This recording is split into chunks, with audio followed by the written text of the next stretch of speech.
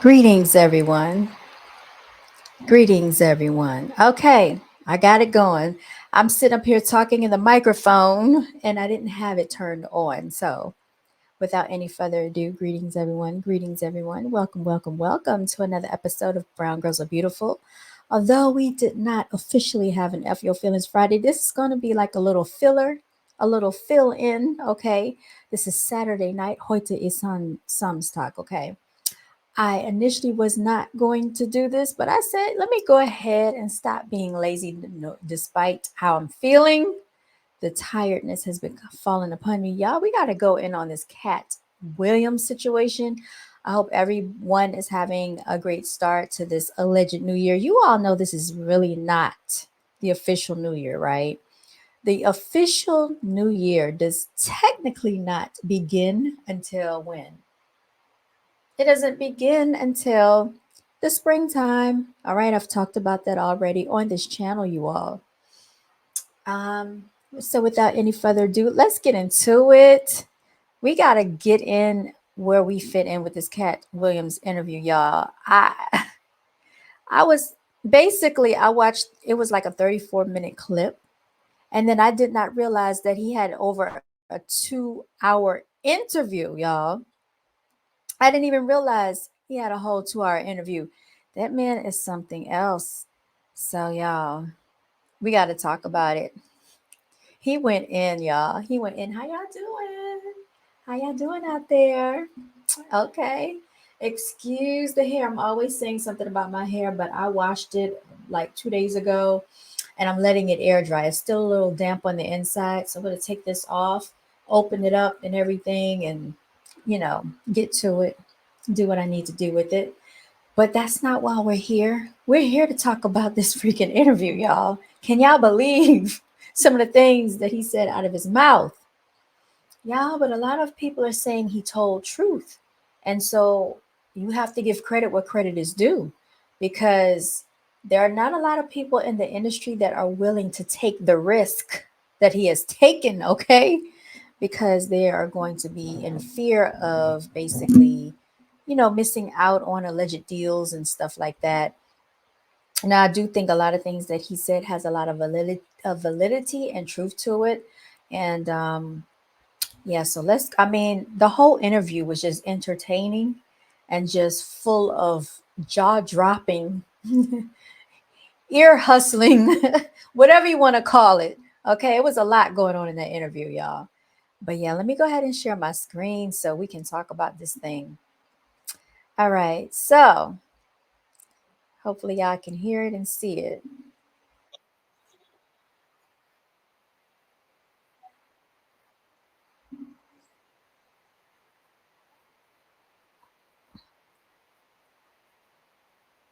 One of them asked for a country bumpkin black dude that can't talk good over KB and look like Mr. Potato Head. There ain't none. You would have to have range. I played a lot of characters, 60 movie roles. I'm not playing Katt Williams in there. I don't know, Cat. We might not let you drink anymore. The way you. I mean, we ain't even got. I'm not fueled by alcohol. I've had a sip, less than you. Now, I want you, I want y'all to take notice of Shannon Sharpe's demeanor throughout this interview, okay? Because Shannon Sharpe looked a little uncomfortable throughout this whole situation that was going on. And he seemed like he didn't know what to say, y'all, Sometimes as the interview was progressing forward. Now, can we blame him? Mm, yes and no, because my thing is, I'm pretty sure he's really good friends with, some of these entertainers that Cat Williams was speaking about. But we must say that we all have seen it throughout the years. We all have seen the hate, the jealousy that one comedian has showed another that's no longer here, Bernie Mac. Shout out to him. In my personal opinion, he was the funniest one out there. He was the funniest king of comedy out there. And I remember when they had that award show and Steve Harvey was up there. Bernie Mac actually got an award, and I remember this specifically. It was like back in 2005, I believe, 2006. And you should have seen the look on Steve Harvey's face when Bernie Mac got up there and accepted that award. It was a look of just hatred and animosity. And I don't know where that was coming from. So anytime you see him try to give some type of credence to Bernie Mac, it's all, to me, it's fake. It's fake. Y'all know how it goes in the industry. But anyway, let's continue on. I'm just saying I can't let these dudes lie. Cedric's sitting here telling you why he ain't a movie star. He over here look like a walrus. You didn't say. Oh my goodness. You know what? I don't really have any issues too much with Cedric, but Katt Williams does, because apparently he's saying that Cedric stole one of his jokes. And I remember that joke he's talking about. He said that Cedric switched the joke and turned the car to a spaceship, or a spaceship to a car, and ended up telling that joke at the end of his set at Kings of Comedy. So this is why Katt Williams is going in the way that he is, man. He talked about Faison Love. He talked about Steve Harvey, Ricky Smiley. He talked about Ludacris. He talked about a lot of people, you all. Kind of know where to go. Let me one more time. Look. Look, he got to take another shot. Did this not remind you? Did this not remind you of this right here? Did this not remind you or put you in mind a little bit of Charleston White?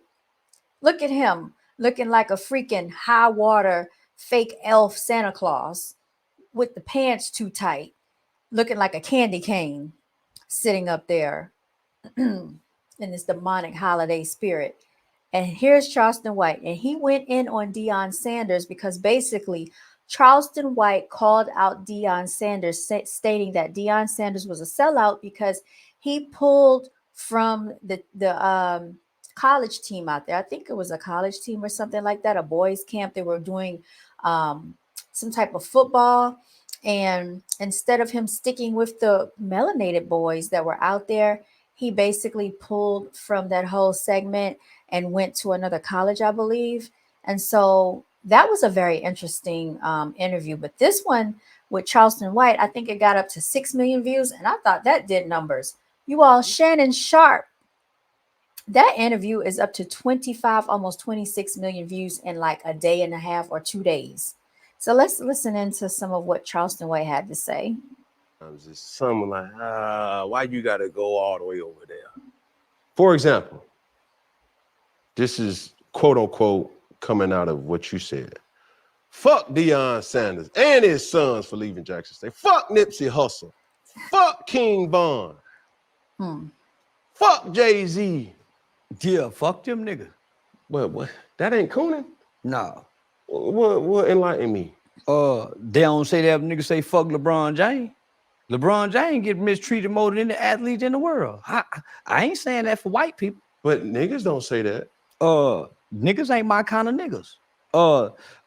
These niggas go to white people stadiums and buy popcorn and hot dogs. So you never been to a football game? I do, but I ain't paid for it. And I don't buy no hot dogs and popcorn. So what you do? I really don't watch sports at all. So what's your thing? Strip club, hoes, and po nigga babies. And not fucking they mamas. Like the little league football coaches. See, I'm the nigga in the projects and in the ghetto that give away the toys, make sure the kids get and don't touch their mama's pussies. I ain't like them other niggas. So I can say fuck Deion, because nigga, Deion coached in my city before with Prime. Nigga, I know the East Side Falcons used to play, so I know about Deion. Hey, that ain't respect worthy for you to say, even though. No. All right, now this is the part that I wanted to get into, because look at how many times Cam Newton interjects in the conversation. And so what I'm doing is I'm comparing this interview with the with the Katt Williams, Shannon Sharpe interview. That ain't respect worthy. Because what I saw was, and I ain't really saying fuck Deion, I'm telling black people to say fuck Deion. Because what happened, we took our love and our support to Colorado. You heard how he spoke up for him, and they won't. See, what it is these quote unquote celebrities, that's what people want to call them, these people, these athletes and these entertainers, they have such, they feel like they have such authoritative, they think they have like a situation where everybody's just going to look at the good side of them. Nobody's going to recognize their flaws. They only want people to see what they want to show the world or what they want people to view them as. And it doesn't work that way, because now that people have social media, and now that I didn't know the cat had jumped up there. Now that people have social media, and now that people have a way to, you know, voice their opinions and speak on a public platform, people are not bowing down to these celebrities. People are speaking their opinions, you know, and rightfully so, because these people are not to be idolized. They're not to be worshiped, you know. The Bible talks about idolatry, and that's what they want. They want to feel like idols. So let's continue on to hear what Charleston White has to say. What about all these HBCUs that's winning or losing? We ain't said high five them. We don't know one black coach at HBCU. Okay, now stop. Because like I said, behind everything that you say has some truth. But to that, I would suggest you say in that statement, I ain't gonna say per se, fuck Deion. But look, let's leave that part out. I'm saying it. That no, but what we receive would be like, yo, even though Deion Sanders had to make a professional decision to go chase a bag that Jackson State didn't necessarily have, let's not forget about the other HBCU coaches that's out there. Let me just say, Deion knew they didn't have the bag when he took that on. It was already an agreement that we know we go struggle. He even agreed to give portions of that to that facility. He already knew this. The white folks just came and do what they always do. Come get the nigga and take the attention that he was going to bring to the spotlight on the HBCU. Now this big old light that could have been on these HBCU is now on this one white school that's 92% white. So let me ask you this.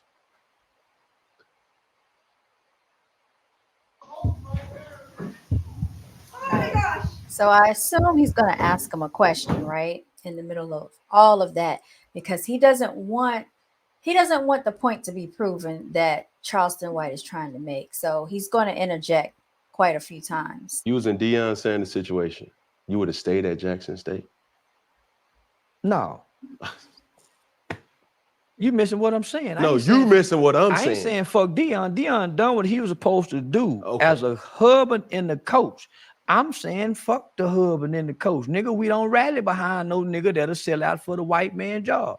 Nigga, go get with the nigga that's still with the niggas down there on that field with them holes in it, like the schools and the shoes. That nigga, we always had a Negro league. Stay in the Negro league, my nigga. Why you gonna take our best and our brightest? So you done went and took the best and the brightest players over here for who to benefit? Not your people. And you done took all your people with their fame and their support for who? A school that's 92% white, and y'all ain't gave not one game to the black HBCU, not Grambling, not Pratt, not one. No celebrity. So you're going to come over here and rally all the best and the brightest players to come over here on Whitey's porch. And you debate, sir. You and your son, y'all debate. Nah, my nigga, I ain't with that. So I'm saying fuck him and his son. Nigga, why y'all ain't doing this same support for these little league football teams in y'all city that help them babies get to where Deion is? They don't get that kind of support. They stand on the corners and have the cheerleader little girl looking like hoes dancing, begging for money with buckets. Okay, now let me. That's just the little league fundraiser. Look. Now he's trying to get in there. He's trying to interject right there. Look at the expression on Cam Newton's face with his little high water self. Candy cane wearing high water pants looking self. Look at him. Ho, ho, ho looking self. Look. Let's just keep it a buck. All right. Let's just keep it a buck. Honestly, it make me feel a certain type of way. When now I'm gonna get to King Von and Nip, but we on Deion right now. Yeah, we on Deion. It just make me feel a certain type of way because I respect Deion and what Deion got going on. So it's hard for me to hear you say that in a way where I know Deion Sanders' impact in our culture has did way more than anybody else in this society that we live in. What impact have Deion had? He brought notoriety to a space that, in essence, really wasn't there before. What, Denver, Colorado? He brought notoriety to Colorado. To Jackson State. He brought notoriety to Jackson State. And then he took it where? To Colorado. Okay. Now, to make my point, all right? So I'm asking you, Charleston White. You go to a, matter of fact, can we keep it funky? Mm-hmm. What's the most that you've ever gotten to do or to be Charleston White? $40,000 for a 2-day interview. Okay, 40,000. All right, so he really think that he's about to make a point right now because he's bringing up money. See, everything about these quote unquote athletes and entertainers is about money, money, money, money. They can never get enough money. And this is the issue that we have with melanated people as a whole in general, because they don't understand the greater cause of sometimes turning away money, sacrificing when it comes to money for the greater good, for the greater good of our people as a whole. Because the point that Charleston White was making is that once you get a certain amount, once you accrue a certain amount of money, when is it not ever enough? Same point that Katt Williams was making. Sometimes you have to turn money down. All money is not good money, people. And you cannot just be controlled by money, because what does that say about your character? So that is going to be the point that is going to be made here in just a moment. $1,000. Now, if you could say, I could change that $40,000 to $400,000, would you just leave that $40,000 or would you go get $400,000? I'm gonna go get $400,000.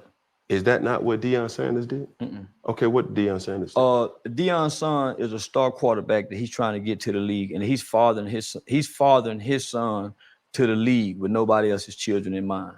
And he's getting a pretty big check to do it. And what he's doing is he's robbing black people of their star power. He's robbing black people of their economics because he done took it and gave it to the white man. Because the space that you speak of, why not send it back there too? Why leave it here? Why the baby? Why Lil Wayne? Why all these major people don't go stand on the sideline of coaches that's not a celebrity? Why they don't do it to people who not celebrity? Why? Because this is what I know about black people. They worship and they idolize celebrities. They do. That's why they are worshiping and idolizing Deion.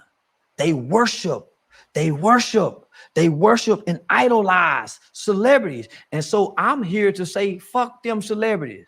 From King Von to Nip, because when us regular people when we need help, they don't step down and come fuck with us. Never. That ain't true. Man, I've been in the community for the last 12 years. Man, I know Deion lived in Prosper, Texas, Dallas, Texas. Deion was never there outside of his prime organization football. But that's him there. But that's why I'm saying fuck him, because I was in the community with him. I was at the football game with him. I watched how his arrogance walked past the parents and the kids. I saw how arrogant he was to his people. He ain't loving. Man, I done fought with the police. I was at every city council meeting. So when the football and celebrity nigga go to talking, I said, man, y'all talking from up here. I'm talking from down here with these people. I'm in the schools. I'm in the juveniles. I'm in the jails. I'm in the prison. I'm standing on stands swearing on murder cases and capital murder cases. Man, y'all talking from up there. It's easy to say fuck y'all. Easy to say fuck Deion and his son who driving a Rolls Royce, and these kids down here dropping out of school to go strip and sell pussy because they daddies don't have the money to send them because they can't eat, but he got a Rolls Royce that won't pay the parking fine. Now keep putting it in their face. Keep showing up, putting them watches in them kids' face. That's why y'all got robbed in UCLA. See, that's what I'm talking about. The Bible speaks for the least of those. Those kids up there ain't the least of those. That's why I talk about the poor nigga babies. Okay. Man, take a look at the look on Cam Newton's face while he's talking. Okay. So can we keep it funky? Yes, sir. Charleston White, it sounds like you a hater. No. I'm Call this man a hater. realist. No, because you're talking about materialistic things. No. Favor ain't fair. I'm talking about and socialism and classism. We ain't talking about favor. No, but when you put it in their face, that ain't favor. because Favor is meek, mild, and humble. So you mad that Shador No. I'm glad they got. I'm glad they got robbed. So Cam Newton said favor ain't fair. Okay. I'm glad they got robbed. I'm glad they got robbed. Nah, I'm glad every school he went to, he done been robbed. That's cooning. No, it ain't. That's cooning. No, Ooh, it ain't. Because you bring it. So see, because why I say he said that's cooning, y'all. He said that's cooning. So the fact that someone is taking the melanated Black dollars and resources and giving it to the Caucasian community, that's not cooning. See how he switched this all around? That's called gaslighting. that's cooning is you turning your story and your beliefs using your platform to tear down a person who's bringing notoriety to something that wasn't there. Well, they using their platform to tear down the black school by not giving them the light. But because the black school had, this is what I'm saying. Black people for the last 2 years when he was at Jackson State, y'all was HBCU hashtagging. I'm talking about you couldn't get on the internet and not see HBCU hashtag. What happened, y'all? Y'all cooning now. What's the white man with Colorado University? Y'all cooning now. What happened to the HBCU hashtags? That's all I'm saying. What happened? I'm still HBCU hashtag. Yeah, he puffing on that cigar, right? You know, but they will find any excuse to try to justify their antics and their actions because all these quote unquote entertainers, celebrities, athletes, whatever you want to call them, actors, actresses, get the support of melanated people. If it were not for the melanated attention, melanated dollars supporting what they're doing, they would not be at the threshold level of where they are now. And then once they get to a certain level, they all do the same thing. They turn their backs and go off to the other communities, just like Charleston White, to the point that he's making right now. And instead of Cam Newton acknowledging his point, he is trying to justify what Deion Sanders has done, you all. And while I'm cooning, Yes, sir. and I'm still showing up at the HBCU, buying HBCU girl and rocking it on the major platform. I don't see nobody HBCUing it like me. So who cooning? So I'm gonna tell you this. You just sit up there and told me that you made $40,000 in 2 days. And you also just told me that if you had an opportunity to make $400,000, you would take that. So the fact that Deion said, hold on, let me just say, I turned down a $5 million deal with Aiden Ross and Kick to take a $500,000 deal with niggas. I turned down a $5 million deal with Aiden Ross and Kick to come over here to sign a $500,000 deal with niggas so I can stay with my people. Now, that is something that Asian people will do.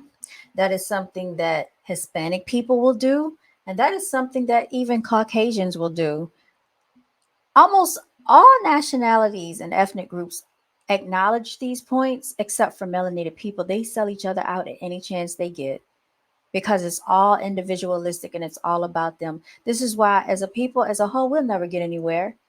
They care about themselves. Very selfish. Very selfish. Yeah, they say I'm dumb and stupid. Yeah, I turned down $5 million so I can go sign $500,000. So I can stay with these niggas. I ain't want to sell out and go beat up them white folks. Take all my star power over there with Kick and Aiden Ross with them Jews. I wasn't fit to do that, my nigga. I stayed with the niggas. Culture TV. Don't even know if they can give me the whole $500,000. But nigga, I stayed with my people, my nigga. My spirit wouldn't let me do it. So I don't give a damn what Deion taught. Nigga, I sacrificed for it. Yeah, when I told them white folk I'm not leaving my people, they took back it's a curriculum. He said it's a curriculum, y'all. A curriculum. And we heard Nori say that there are doors you got to walk through. And I bet you 99% of the industry has walked down one of those doors. The man-on-man action, the sacrificial situation, blood sacrifices, and the humiliation rituals. We've seen it. We just saw Tyrese in a Red Devils dress on stage. We just saw Neil dressed up looking like a cow wearing a freaking cow dress on stage. And these males are happy to do this nonsense for the lifestyle that they can afford for themselves and their families.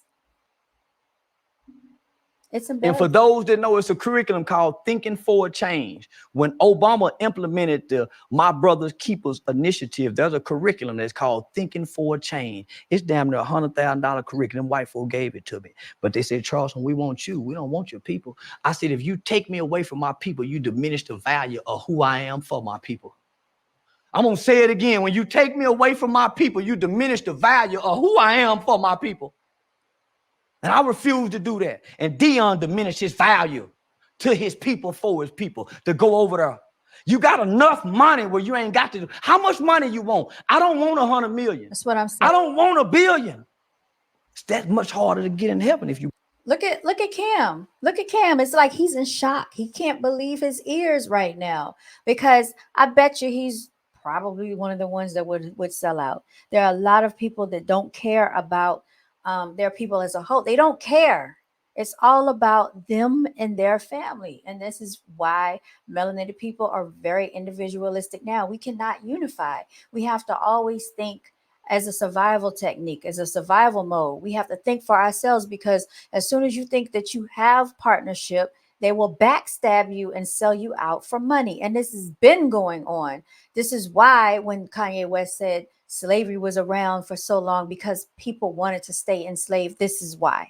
And even he can't talk because he went with the enemy. Look at who he went and married. He went and married the witches from Arabia. So he really can't say but so much. And every time he wants to have a rant, he wants to get on social media and think that we're supposed to advocate behind him. And who's going to do that when you went with the Arabians? Nothing You believe that against word. Arabia. I don't want 100 million, my nigga. I want to walk amongst my people. I want to be able to go to the bottom of the least of those. Shout out to Gaddafi. Do you all understand that Muammar Gaddafi was able to walk amongst his people without bodyguards because that's how much the people revered him and supported him? He did not have to ride around in a bulletproof car because he was in fear that his people would shoot him.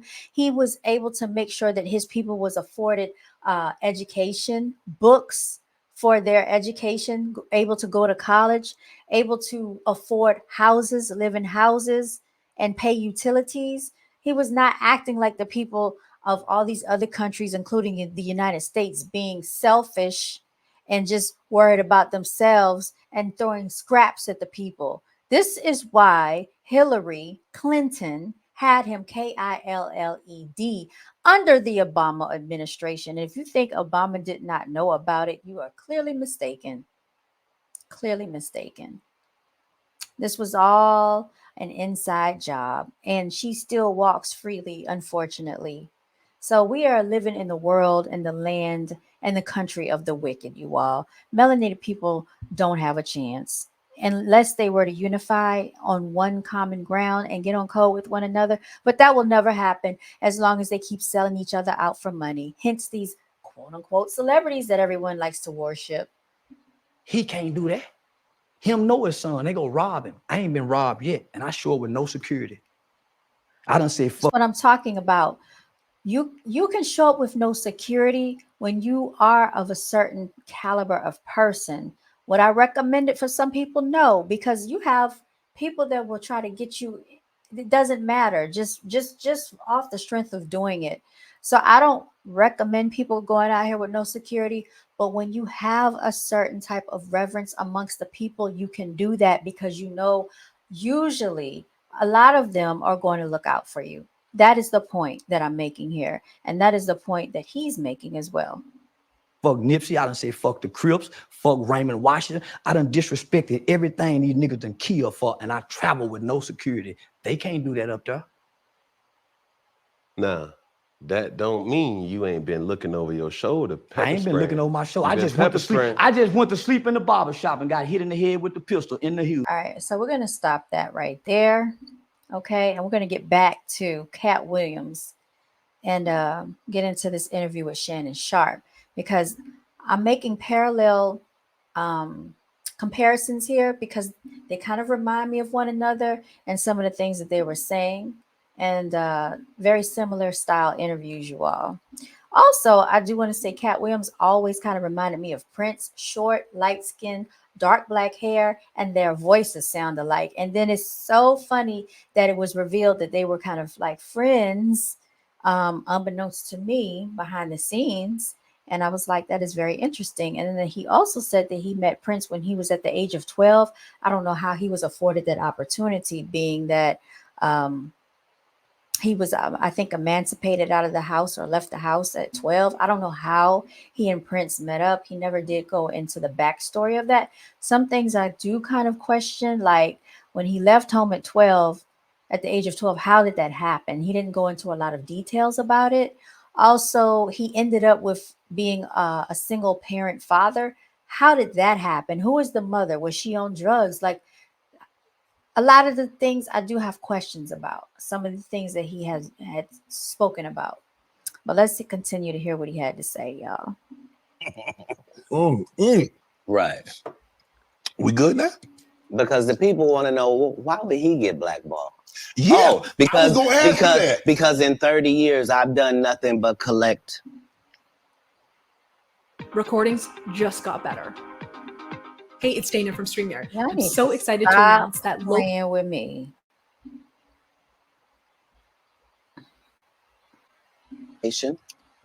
Knowledge and your secrets. So if you and a man was in a corner doing something you wasn't supposed to be doing, You will tell it. no, somebody come to tell me. Okay. I gather that. I value that. I'll pay for that. Come, tell me. I know so many things I shouldn't know, and they all know it. They all know it. Why? Because you don't make me the villain. Not the guy that raises black children and ain't never done a hard drug in his life and don't have no stories of doing nobody dirty. And they'll just go out and they'll lie. The industry doesn't mess with Katt because he didn't show up for the studio. No studios have ever said that. Look at my IMDb. It will show you that no studio has ever lost money with me on the script. How? That's why I'm saying, that's why I can't let Ricky Smiley say he was supposed to play Money Mike, because I wrote the words for Money Mike. I designed the hair for Money Mike. I collaborated with the wardrobe department and made outfits to make sure that no one in America would be wearing what Money Mike was wearing. Now, I want you all to think about what he's saying right now about the Money Mike character, right? Because honestly, could y'all see anybody else playing Money Mike besides Katt Williams? That's when you know someone was meant for the script. When you cannot picture anybody else playing that role but that particular character, then you know that person was meant to play that role. So I don't even think Ricky Smiley could have fit the shoes to play a Money Mike. It would have not turned out the same. It wouldn't have been the same. It wouldn't have been the same movie. Sometimes you have to let down your ego and say, you know what? Shout out to this person. I give you high regards to you. You did your part. You did your thing. You know, I don't think I probably could have played that part. And just give someone their credit and congratulate them. Why does it always have to be such a competition all the time? So that's the thing. You know, it's very sad that this is taking place and going on, even in the comedic arena. But every time melanated people get together, it's always some type of competition going on, y'all. I think my hairpiece fell out. Here it is. All right, so let's continue on here. Just hitting them with jokes after that because you don't have to set it up. Right. Yeah, he's talking about the strategy that he went through to you know, reach the height of his career and things like that, how he studied other comics. And you know, I've been to see Katt Williams a few times. I would say about twice, at least. I've seen him twice in person, and I've seen Kevin Hart twice in person not too long ago. I didn't have to pay for either time that I went to go see Kevin Hart. Between the two, what I will say is that, in my personal opinion, and this is something that I particularly noticed about the two of them, is that Kevin Hart tries to stay away from, and this is just what I've observed, Kevin Hart tries to stay away from like any type of political subject matter dealing with politics. He stays away from that because, in my personal opinion, I think he is too more concerned about his brand, not offending anyone. He won't talk about the truth, even though it is the truth that's smacking you right in the face. He's all about trying not to tarnish his brand when it comes to not speaking about social issues or social injustices, especially when it deals with melanated people. Katt Williams doesn't seem to be afraid to talk about much, hardly anything, and he'll take that risk. And I think that's why more people gravitate towards Katt Williams now. On a higher level of celebrity, who do I think is the bigger celebrity? I think maybe Kevin Hart has been given more, I would say he's been given more opportunity over the course of his career because of the way that he has played his cards. So like he divorced, cheated on his melanated wife, went and got an Asian wife. He does, the signature Hollywood stuff that a lot of the melanated men do in that celebrity status. So once I saw that, and then he still turned around and cheated on her birthday while she was pregnant. So that speaks to the type of character. And then on top of that, he goes on to sue Tasha K because it came out that he was cheating on his wife even after that stuff happened. And I think Tasha K did an interview with Kevin Hart's assistant.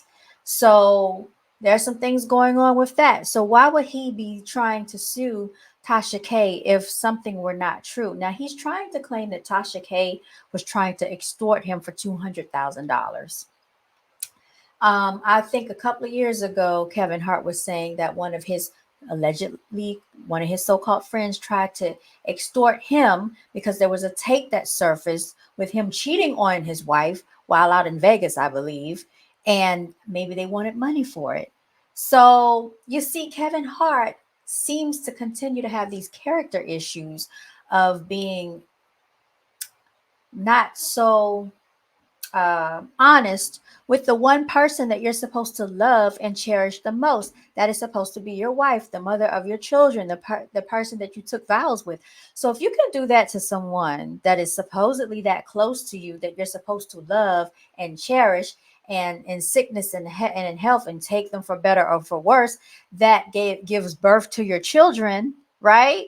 Then what will you do to someone else in the industry that's not related to you, that you did not marry, that you don't go to sleep with at night, right? So who's to say what any of these people will do with these type of character flaws? That's all I'm saying. But let's hear what Katt Williams has to say, y'all. All right, and let's see. We're going to share. Yeah, go ahead. Add them back to the stage. All right, here we go, y'all. I gotta lay it down at the altar. You know every comedian. This is the other side of Kirk Franklin prank. This is the reckoning. 2024. The reckoning. You watch it. You know every comedian that's been on my show. You watched every episode. No, that's not what you said. You said I know every comedian. You know every comedian. You're limiting me. Oh, you watched every episode because you know things. You know things. That's always where I'm trying to come from, whether it's comedic or otherwise. That's why even if you see me get arrested 10 times in a row on TV, as a fan of mine, you can be like, he finna be right out. Yeah, but they just said he didn't do it. He couldn't have. You know what? Katt Williams is a likable person. Let's continue to move on here because he's going to say some more stuff towards the latter part of the interview. The first part was more so talking about his background, but he initially started off talking about Ricky Smiley right away. Yeah, he went in on Ricky, and he said what he had to say, y'all.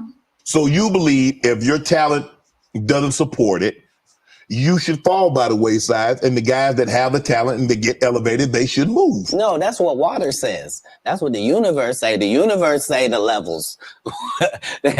No, not I say. Who am I? I'm nobody. But I'm working every day as if I think that's what should happen.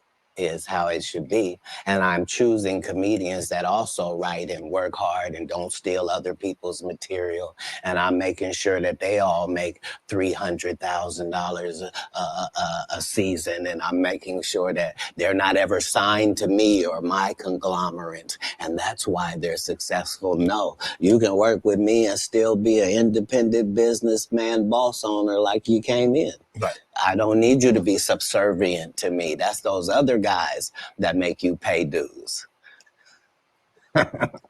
You said earlier that you rewrote a lot of what Money Mike was to say and how he behaved. So they allowed you the freedom, the liberty to ad lib.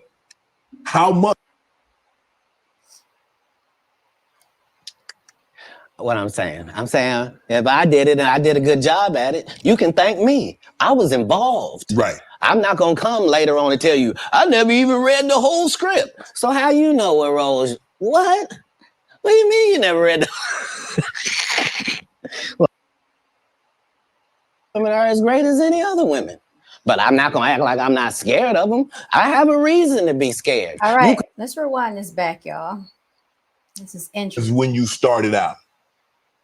I mean, Eddie Murphy not telling those jokes. Richard Pryor wouldn't be able to tell those jokes in 2024 that they told in the 70s and the 80s.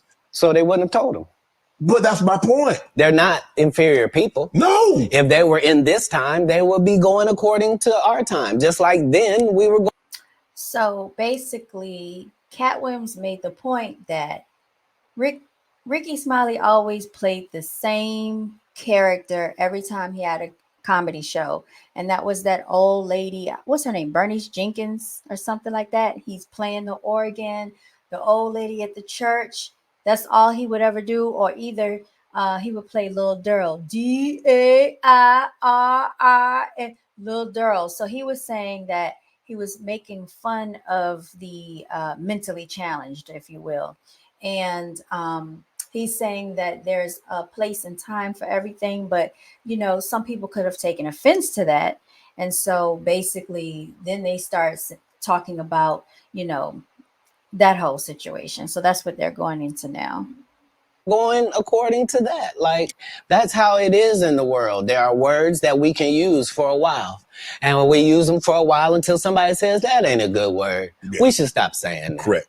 That don't make people feel good. And we stop saying the word and we move on to another word. You can't say the R word. You can certainly say special needs. Yeah. You can certainly say spectrum. Be slow. You there are things that you can say to get your point that don't have to hurt people. Right. But you would know that if what you did was construct the English language for a living, then you would understand that part. You financed your first stand-up. You had it cost you $22,000. You had 25 to your name. Just stopped caring about guitar, and he got left out on a limb and somehow still had to create his way out of that. He was just really a 1 in a billion type person. I was lugging it on. Okay, so he was talking about now, Prince. Their specials and the streaming. I don't know. I don't think there's as many, and there's no DVDs now. So where are you on this streaming, the specials? I mean, obviously you still tour, but how much do you focus on? Okay, I'm gonna tour, say 100 days or 150 days, but I'm gonna do a special. Well, now that our relationship with Netflix is at the 8-figure mark, 8? How You said 8? How often you want to make them? Oh, you said 8? I mean, like right. 5, 6, 7, 8? Got to be 10 million to qualify, yeah. So what I'm saying is, once you're at that level, how many would you do? I'd be willing to bet you say, every time you turn around, I'm gonna be doing another one. Hey. I think that's what you would say if you was any good. Yeah. And like I said, with 12 comedy specials, why do I need to be in these conversations with these specialist people? Sid ain't got no special you remember. Steve ain't got no special you remember. Ricky ain't got no special you remember. Faison ain't got no. What? So why do y'all get special? Yep, it was 20 minutes long. It was good too, though. It was. He's good. Not it was good. He's good. See, he's good. Don't think because I said something derogatory that I don't know how to hate. Earthquake has consistently, I don't think anybody's ever said Quake wasn't funny. I don't know if this.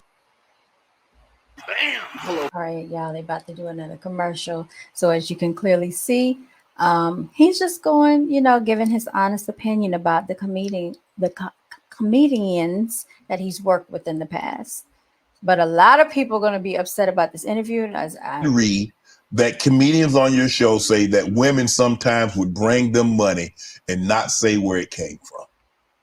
Now, this is very interesting. So I know a lot of the comedians that were talked about in this interview are starting to come out making statements. I think Kevin Hart has come out saying something. I'm pretty sure Ricky Smiley and Steve Harvey will be responding if they haven't already. Cedric may be coming out to say something. Dave Chappelle, he didn't really say anything bad about Dave. Faison Love will probably be saying something. He spoke about a lot of things. Ludacris already came out making a freestyle in response to him.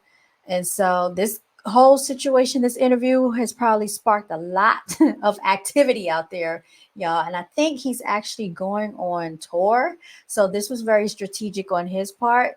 I think Katt Williams is a highly intelligent individual. Now, do I think he read 3,000 books in a year? I don't know how true that is. I was not there to witness it. But do I think he's a highly astute individual? Yes, I do. And I think he is a very articulate individual, which definitely sets him apart from a lot of the other comedians. Not to say that they're not articulate, but he has a way with using the English vocabulary to convey his message that works in his favor. And it's very unique to his style of comedy. And I think that's why people gravitate towards him. He has a way of telling the truth, but making it funny and making it relatable. But let's continue on with the interview, y'all. Bam! Hello, Fresh. They got a Guys, whole sure. nother commercial. That's a kick is what we're gonna commercials. make. You guys know the hello. Shut up. This is irritating. All right. Say that again. Comedians would say women would bring them money and not say where it came from. Right. So I'm not a feminist like a feminist would be, but I do believe that that in my camp, like if I had 35 people in my camp, right? I believe that other than 4 jobs, I believe that a woman is better at any of them jobs than any man could be. Okay. So 10 of these jobs, no man can work because I'd rather a female be there. If I got to smell anybody's breath, I want it to be hers. I don't want none of you crusty. So what I'm saying is if in a staffing issue, I'm going to have 75% women just because I prefer them. Right. I don't prefer to hear 2 guys talking in the corner. I prefer to hear 2 ladies talking in the corner. I don't care what they're talking about. I just prefer that. So a lot of times I will utilize ladies to convey a message. If a comedian is doing a great job somewhere in the country, he just did a masterful set and nobody's gonna pay him. They just clapping. And I know he's broke as shit back there. Wouldn't it be nice if somebody just showed up and gave him a little blessing? And he didn't have to suck me off for it. And thanks, Katt. And this, boy, I really needed it. Why would you do that? If you was actually just trying to help people, you would. People know that's how I pay my tithes. If I got paid $100,000 to be at your city, I'm going to take 10,000 of that and put it in your homeless area. Not because I got to. Because you gave me 100 racks to come to your little rinky-dink town. Who would I be to not pay my tithes back to your town? That's how I got in this position. Wow. He said, wow. You adopted 7. He said, wow. So he's like blown away, I guess, by what Katt Williams said. And my whole thing is, why don't more people think like that? You know what I'm saying? After all of the support that these people get, why wouldn't more people think that way about the people that have supported them? He said, wow. So basically that tells me that he doesn't think that way. He doesn't think about giving back in that way. And now he's going on to ask Katt Williams about the 7 kids that he adopted. So I want to skip kind of past a little bit past that. Problem getting married, He's asking about marriage. His baby in a baby stroller with a diaper bag with a gun in a diaper bag. He won't be doing that hour when we see him this time. It's a whole new conversation. And because I've never strayed from that, they've never strayed from their part. I'm looking at some of the actors that you've been on screen with: Cube, Tracy Morgan, Regina Hall, Terrence Howard, Nick Cannon. I mean, Tiffany. I mean, bro, who brings out the best in Katt Williams? How does someone get the best out of Katt Williams? Do you need a comedian? Do you need a serious actor? How do we get the absolute best out of Katt Williams on screen? Well, I would be disingenuous if I didn't remind us that that's never anybody's goal. It's never anybody's goal to create a great situation for me to do a good job. Why? In a script. The way it works is the script is already there. This is a character in the script. If they give me the job, I make it my job that this character here has to be as big as this whole project. So if you don't even see the movie School Dance, I want you to remember, whose goddamn white baby is this? And the only way that I can guarantee that you will remember my scene if you didn't remember a whole movie is if I make sure that my scenes are that good, because that's what I watched. I watched great actors. You never saw De Niro, you never saw Pesci, you never saw any of these dudes in something you was like, nah, I don't really believe it. You sure you're the Great Gatsby? Like, no, like you believe. All right, you all. And I'm going to stop it right there. He did say some more things about Kevin Hart, like the fact that Kevin Hart would not be in the building at the same time as him. He said when he would enter the building, basically Kevin Hart would be exiting the building. And then I also wanted to share with you that I think the news channel out in Houston also did a quick interview with some of Katt Williams' former comedian friends, and they basically all added credence to what Katt Williams was saying. I have to find, what is it, Houston? Let me see, Houston News. I don't know what channel it was, you all. I'm trying to find it now.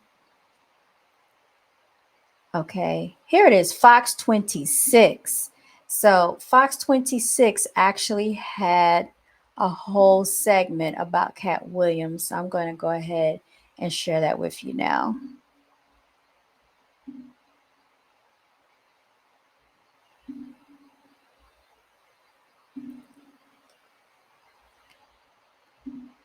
Here it is.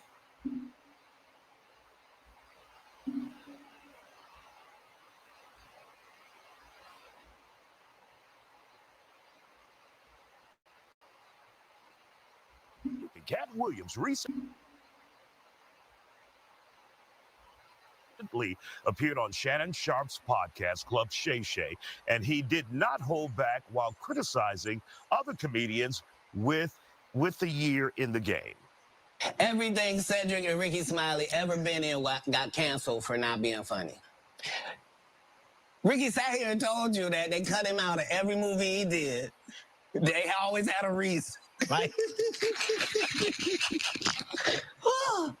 The conversation was nearly 3 hours long, and Williams went in on a few people, including Ricky Smiley, Cedric the Entertainer, Steve Harvey, Kevin Hart, and Joe Rogan. Yes, Williams sure left did. no stones unturned during the conversation, accusing some comics of not being talented and even alleging Cedric the Entertainer or accusing him of stealing his jokes. Was this too far or much needed wake-up call? Joining us to talk about it, our own comedians here on The Factor Uncensored, nationally known, but also based here in Houston. We have the legend himself, Al Freeman, The other legend here, Juan Villarreal, Blame the Comic, and Corliss DeLorean. Glad to have you all here on The Factor Uncensored. Absolutely. Juan, we're going to begin with you because you told me not to begin with you. So I'm going to begin with you. Your thoughts on this and Katt talking about so many comedians, and many people are saying, well, he's telling the truth. So your thoughts on this? A lot of stuff he said was true. And but like I hung out with him. I've done like over 100 shows with him, and he was really cool. I've never seen him do drugs, because people were telling me, man, he's on drugs. Like, we smoke blood. I've never seen him do drugs. And I hung out with him like the whole weekend. Like, we get there. Smoke what? Bud. Bud? What is that? Cannabis. Got news for you. That's drugs. No, but it's like, you know. I mean, well, it's basically being used around the whole entire United States at this point, and they're selling it in like dispensaries. So if that's the case, then alcohol is drugs. If that's the case, sugar and food is drugs. And also, you could say cigarettes, alcohol, sugar, a lot of things are drugs. You know, even the things that we get over the counter is drugs, y'all. In LA it was legal. But it ain't blow. Huh? It ain't blow. Oh, no. That's what I'm saying. Like, I didn't even really see him drink that much. Like, other comics that were with us was drink. And Isaiah, you know, everything was there for us. Whatever we wanted, they would have gave it to us, everybody. But all we did was just smoke and mess with girls. We were 33, 34, 35. That was their thing. Al, your thoughts about this? Because what it seems like, what Juan is saying, people are looking for excuse for the reasons for the things he say. It could be just honesty. So your thoughts about this? Well, first of all, I think people need to realize that Katt is a brilliant person. He's a great thinker. He's a well-read guy, like he said, you know. So this is not coming from just made up kind of. See, he's not creating some kind of narrative that doesn't exist. You know, there's always what they say, there's the right side, the left side, and in the middle is the truth. There's a lot of truth to what he's saying. Now, did he color it? Now, you see, everybody that pretty much knew Katt Williams is saying there's a lot of truth to what he's saying. 90% of what he's saying is true. A lot of the people in the comment sections, and that's what I should have done. I should have gone through and reviewed some of the comments that were on these videos about Katt Williams. He's getting a lot of support from the people, but like a lot of the celebrities aren't going to be happy with what he's saying simply because it's revealing their true colors, and people don't like to be exposed, especially when it's things that they don't want brought into the forefront about themselves that they try to keep privately, right? So this speaks volumes about Katt Williams' character. Also, that other guy, that Mexican guy, Mr. Villarreal, I feel like I've seen him before on some comedy shows before. He looks very familiar. A little bit, maybe, because he's an entertainer. Right. I've known Katt for a long time. I think I was telling Juan since 1990 when he really began his career in Oakland, California. He was known as Katt in the Hat, a great guy who was a jewelry salesman who was always generous to everyone. So that actually coincides with what Katt Williams said, because he did admit that he was going by the name Katt in the Hat, and then I believe he said that he received a cease and desist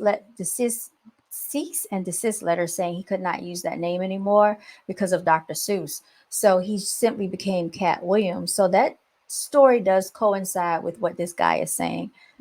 The angst against him right now. Now, I worked with Steve Harvey for a number of years. Yo, looking for blanks. Also, to add to what has been said, the fact that they're saying, well, Katt Williams actually stated that we know that Katt Williams is allegedly supposed to be from Pennsylvania, which is the East Coast, but simultaneously, he was basically being made a celebrity on the West Coast and doing like a whole lot of great things with his career. He's trying to find out if he was from the East Coast, how would he simultaneously be doing things on the West Coast to be successful in his career? He said that does not make sense. He also alleged that Kevin Hart is an industry plant, and I wouldn't be surprised if that would be the case. You know, my dad used to say, you know what? When a man is truthful, then he has no fear. Katt had no damn fear at all. I mean, he laid it. Now, Katt also said that a lot of times when he would walk into some of these celebrities and see them, a lot of them will put their heads down and walk off, because, the eyes are supposedly the windows to your soul.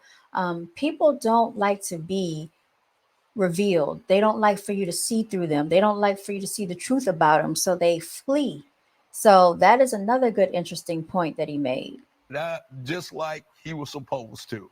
And listen, it's nothing against them. It's not that those guys are not brilliant. It's not that Steve is not great. He is. It's not that Sid is not talented, or Kevin, or any of the guys. And we all know all those guys. We've all worked with those guys. We brought Kevin here to Houston when he did his Heart of the City. I produced that thing. But here's what I really believe. This is why I think Katt is brilliant, because Katt's getting ready to go on tour. He's getting ready to do a special. He's selling tickets. What did Pete Barnum say? He's the greatest salesman in the world. When Katt came here the last time, I believe, to NRG, it didn't go as well as he wanted it to. In other words, those 11,000 seats weren't filled up. I guarantee you, when he comes back, those 11,000 seats he might do 2 shows. All right, Blaine, let's hear from you. And Corliss. I was going to say just real quickly, and I wanted to know y'all's opinion because you definitely have been doing this longer than I have. But for me, I feel like a lot of the people that are not in comedy, in the comedy world, felt like it was a little bit like what's happening right now. Because if you be honest. All right, she's giving her opinion. I'm going to kind of writers, but like I'm going to kind of skip through her. Sorry. But if you want to watch this, you certainly can. Just go to Houston Fox 26. It looks like Isaiah is the guy's name, uncensored. I think there's one more comic that was going to, comedian, excuse me, that was going to give his opinion. The People's Choice. I think a lot of people would choose Katt Williams. Okay, so I agree. Let me rewind that back. He said that Ricky is not funny. He is funny on stage. I think that when it comes to the People's Choice, I think a lot of people would choose Katt Williams over Ricky just because. Over all of them. Oh, yeah, over all. Well, not Earthquake. Oh no, over Earthquake too. Okay. Yeah. Well, it's subjective. Yeah. So, but here's the thing though. There is some truth to what was going on. Ricky leans more towards the black audience. Katt maybe has more of a diverse audience. And, there's been a lot of videos that's been floating around on the internet with a lot of,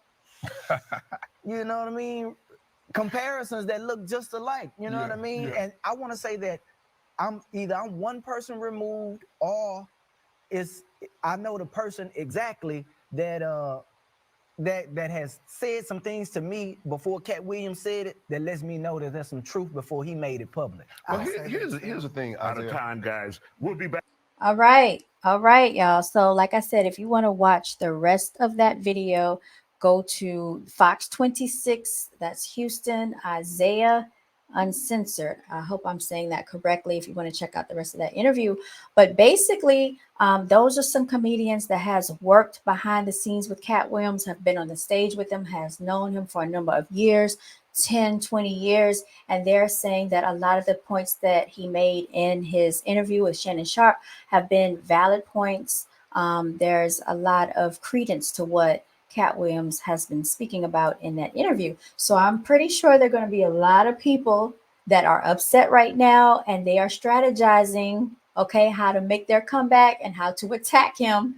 So I don't think Katt Williams is too worried about it because, like I said, he's about to go on tour, and I think he's going to have a lot of support in the arenas. I just really hope he watches out for his safety. Hope he stays blessed, and He did say that he had never done drugs before, had never been on crack, had never taken anything like that type of substance. I will say, in my personal opinion, he did have a downward spiral some years ago in his career. It was all over the internet. We saw him get attacked by, I think, a 13-year-old or 14-year-old child. Cat Williams is only like 5'5". He's not that tall.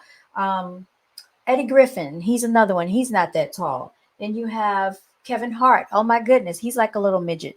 I feel, in my personal opinion, that Cat Williams, I don't know what he was doing, but something went awry because even he was looking different. His complexion had changed. He was looking distressed. He just didn't look himself, and it definitely took a toll on him. So I don't know what that was, but he's claiming he was not on drugs. I don't know. People don't always tell you the truth. Now, I do know, like with Kevin Hart, he doesn't seem like he was on any substances. I don't get that vibe from him. But what I still stand on what I said. One thing I do not like about him is the fact that he is scared to talk about any type of political issues, and he's scared that it's going to tarnish his brand. And he tries to stay away from anything like that, anything that's controversial. Also, I feel like when I first found out about who Kevin Hart was as a comedian, I felt like he was trying too hard to be funny. And when people do that, they're not funny. As far as Steve Harvey, his stand up, I can look at him on, some of his comedy routines and I won't even laugh. Like, I'll just have a straight face. It takes a lot for me to laugh. Okay. Now, I will say Eddie Griffin has gotten me to laugh. I thought Dave Chappelle was funny in Blue Streak. I thought that Eddie Griffin was funny when he did the Michael Jackson impression. This was many years ago. Kevin Hart, he did have me laughing in Ride Along and also some of his stand up. Cat Williams, he's just charismatic, and I feel like he has a certain charm about him that has a way with the females and the ladies. I'll just put it that way. So those are my thoughts about the comedians. As far as Ricky Smiley, one thing about him is he has like an old soul. He's funny as far as just hearing him talk in an everyday conversation because of, I don't know if it's his dialect, I don't know if it's his southern drawl, his accent, but his diction is funny. The way that he pronounces and enunciates his words will make you laugh at him. And sometimes he's really serious when he's talking. And I don't know how women get with certain individuals and can take them seriously. That's just my personal opinion. So that's my take on it, you all. This has been an episode of Brown Girls Are Beautiful. Thank you so much for tuning in. Thank you so much for watching. Thank you so much for listening. Please like, share, and subscribe if you enjoyed my commentary. And if you want to donate, you're more than welcome to donate to the Cash App. That's BGAB Clothing with the $ in front of the B. All right, y'all. As always, I'm going to say continue to walk in your divinity. And I'm signing out. Hopefully, I'll be able to do more and more streams in the near future. But like I said, I have been extremely busy and tired behind the scenes. And it took me a whole lot of effort to come on here and do this stream. But even though I wasn't talking the entire time, I was just giving my commentary throughout it. Cat Williams did most of the talking and Charleston White. But you all, that is it. I'm going to let y'all go. Gute Nacht. Good night, everybody, and stay blessed.